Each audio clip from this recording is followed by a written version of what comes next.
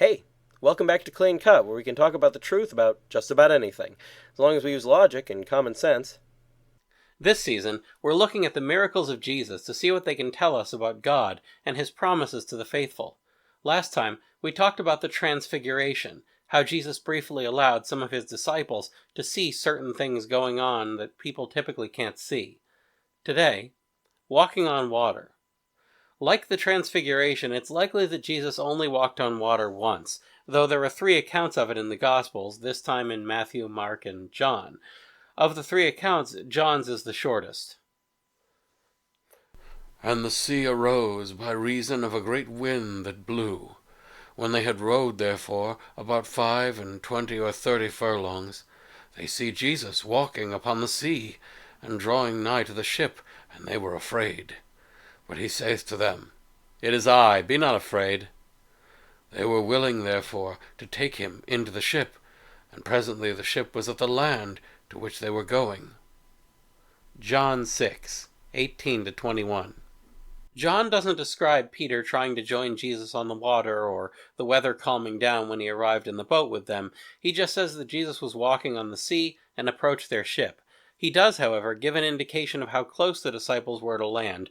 They'd gone about 25 to 30 furlongs. Now, a furlong is an eighth of a mile, and this took place in the Sea of Galilee, which is over 8 miles across at its widest point and even longer from north to south. The disciples were sailing to the Capernaum-Bethsaida region, north of the sea, most likely from the Tiberias area, because it had some mountains nearby like Tabor. That distance isn't as long as trying to sail across the entire lake, but it is still a distance of more than 6 miles, which means that even if the disciples sailed for 30 whole furlongs, they would have only gone about 3¾ miles across the sea, leaving over 2 miles between them and the shore in any direction. The significance of this, and probably the reason John brings it up, is that they still weren't anywhere near close enough to land to have seen Jesus because he was standing on the land or in shallow water, instead of walking on top of the water. And Jesus would have needed to swim multiple miles in order to reach their ship if he'd reached it by swimming instead of walking. So, unless Jesus reached the disciples by inventing jet skiing, there's no way they could have been mistaken when they called this a miracle. And when it was late, the ship was in the midst of the sea, and himself alone on the land. And seeing them laboring and rowing, for the wind was against them, and about the 4th watch of the night, he cometh to them walking upon the sea, and he would have passed by them. Mark 6:47-48. Again, Mark says that Jesus was walking on the sea, though a lot is left out, with only a brief description of the intentions of Jesus. But they, seeing him walking upon the sea, thought it was an apparition, and they cried out. For they all saw him and were troubled, and immediately he spoke with them, and said to them, Have a good heart, it is I. Fear ye not. And he went up to them into the ship, and the wind ceased, and they were far more astonished within themselves. Mark 6:49-51. Mark, at least, explains why the disciples were afraid when they saw Jesus. They assumed that he was some kind of spirit. With high winds and tall waves all around them, we can certainly understand why they wouldn't be able to recognize him from a distance away. But the boat in the midst of the sea was tossed with the waves, for the wind was contrary. And in the 4th watch of the night, he came to them walking upon the sea. And they, seeing him walk upon the sea, were troubled, saying, It is an apparition! And they cried out for fear. Matthew 14:24-26. Matthew's account provides the most information about this occurrence, explaining that not only did the disciples believe Jesus was a spirit, but they actually said it out loud. It also gives a rough estimate of when this happened. The Romans measured nighttime by watches, and the Jews had adopted this same means of measuring the nighttime hours during their time under the Roman occupation. The 4th watch was the last of the watches of the night, a period of time that we would say was between 3 to 6 in the morning, pre-dawn to early dawn, in other words. And immediately Jesus spoke to them, saying, Be of good heart, it is I, fear ye not. And Peter, making answer, said, Lord, if it be thou, bid me come to thee upon the waters. And he said, Come. And Peter, going down out of the boat, walked upon the water to come to Jesus. Matthew 14:27-29.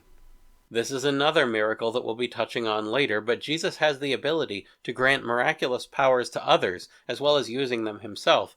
Peter requests this, and Jesus grants it to him, but there's one tiny problem.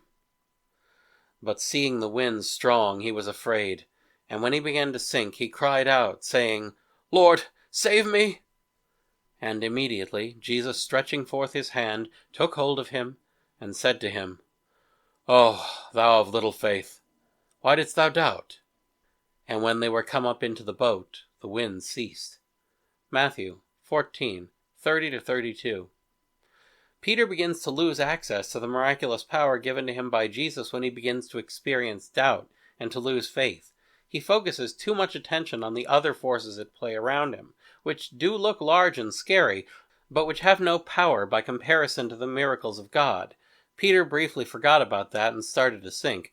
Even then, when he called out to Jesus for help, Jesus saved him easily, explaining to Peter why he'd failed in that moment. The power to increase the surface tension of water to the point where it can support the weight of a full-grown man is not a natural ability in any sense. There is nothing in nature that explains how Jesus was able to do this, which shows just why this is a miracle. We also see, because of Peter's failure, that it was still definitely water. Jesus hadn't solidified it into something else. This is a different type of miracle than most others, which focus more on restoring things to what they ought to be, or what's most beneficial. This miracle makes water behave in a way that isn't normal, allowing a person to succeed at something that seems to make no sense. Something which is comprehensible, but not at all a part of normal life, like food, drink, or healing are. I take this miracle as a promise of Jesus to people who dare to dream big dreams. The life of heaven won't just be a life where essential things are easily obtained, or things generally go well. It will be a life of wonders that we can only imagine, and perhaps even some that we haven't imagined yet. Next time, calming the weather. That's all for now, so keep asking questions, and thanks for watching.